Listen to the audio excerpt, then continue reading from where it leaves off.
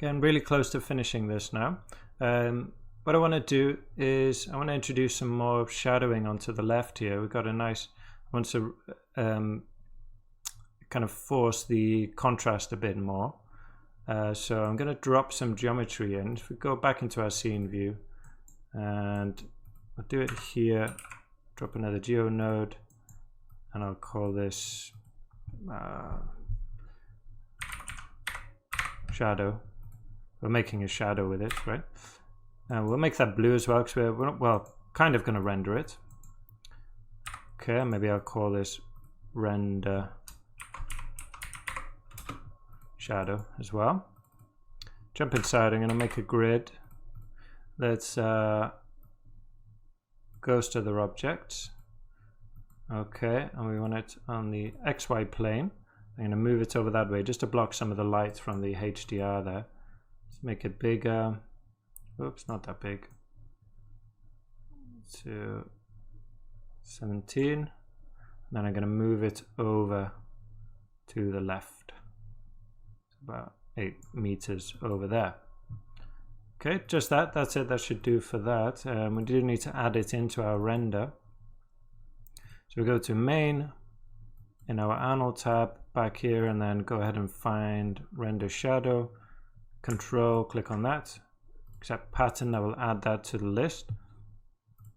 Let's head into our render and see what effect that has.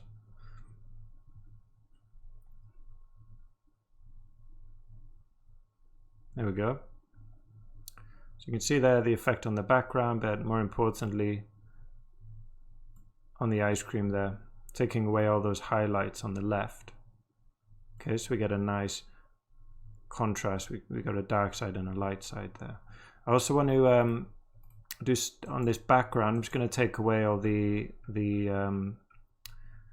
specular on this backdrop. I'm just going to turn it off completely.